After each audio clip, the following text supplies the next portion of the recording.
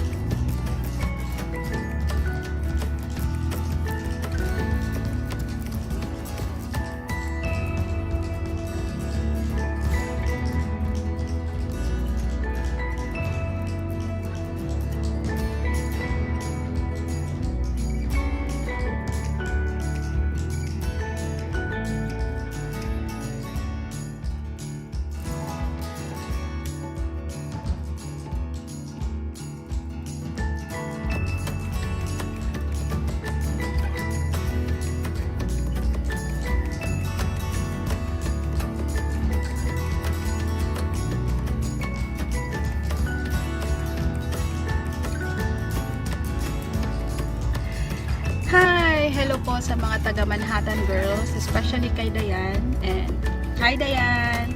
So now, tinawag na kita. So hope you enjoy your holiday today.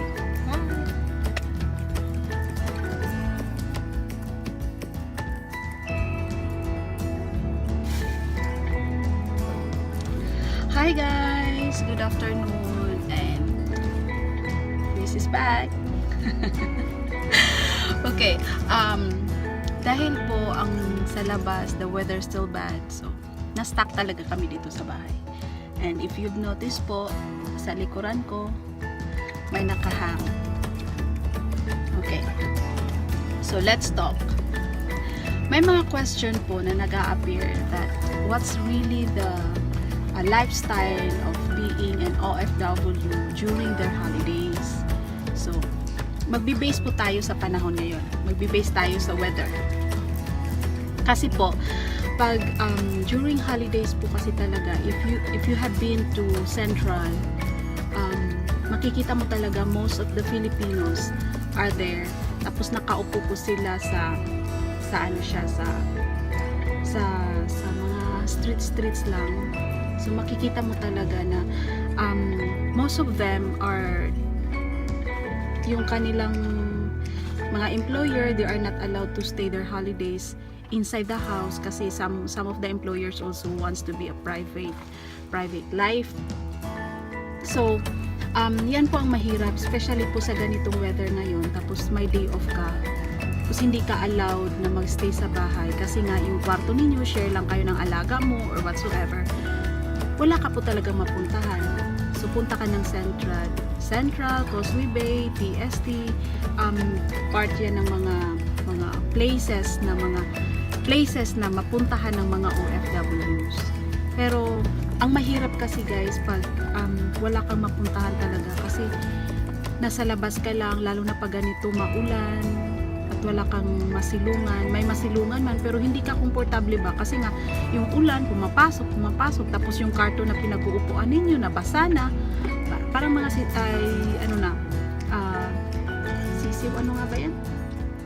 Anong tawag yan? Sisiw? Ano yan? Pasang sisiw. Tapos malamig pa sa labas. Hindi naman masyadong malamig. Pero at least mafe-feel mo talaga yung ginawa. Ang hirap kaya maging OFW if you kung makarelate po kayo sa akin. Talagang mahirap siya. Pero I am blessed enough kasi nga meron akong employer na mabait at na mayroon talaga akong sariling kwarto, sariling during my holidays, just in case that I don't want to go out. Meron po kaming food na makakain sa loob. Yun po, yung bang blessing na dumating sa buhay ko. But when I 6 years ago, way back 6 years ago, talagang ganyan po ang naranasan ko na wala po akong mapuntahan, wala akong mapagstayhan kasi nga yung employer ko hindi talaga ako allowed na magstay kasi nga ayaw nila yung nandun nakaharang ka. Kung mag-day off ka, wag kang pumunta dito sa bahay. At saka wala kang sariling susi. So kung aalis sila, pagdating mo, kung gusto kasi syempre the whole day na nasa labas ka and then gusto mo magpahinga, at least man lang alas 7 uwi ka na. So tapos gusto mo talagang mag-rest, hindi ka makapag-rest kasi you need to wait for your employer outside the house kasi nga nagdi-dinner off din sila. So yan po ang experience ko before. But thanks God kasi nga nabigyan ako ng very considerate employer and ang bait po nila. So yan po. Very considerate, as in lahat na siya, opposite sa lahat-lahat. So na-relate ko talaga yung mga taong walang mapuntahan, na nasa kanto lang, na naka-stay doon at saka basang-basa na. Relate po ako dyan. So mahirap po maging OFW at the same time po, masarap po siya kasi nga new places, makikita mo, pero ang masakit po is yung emotion mo. Kasi nga, malayo ka na sa Pilipinas, malayo ka na sa loved ones mo. Tapos yung tinitirhan mo pa, hindi ka pa welcome as a human being. So, yan po ang ating talk for today. Since wala po tayong, hindi po talaga makagala. So, nag-uusap po tayo. And thank you for listening. Alam ko po, marami pang mga OFW. They have their own stories and that is my stories. They have their own stories and I know po na nakaka-touch po talaga ang ganitong weather na walang mapuntahan. Thank you so much for watching and I hope you enjoy po and God bless you all. I love you all. Okay.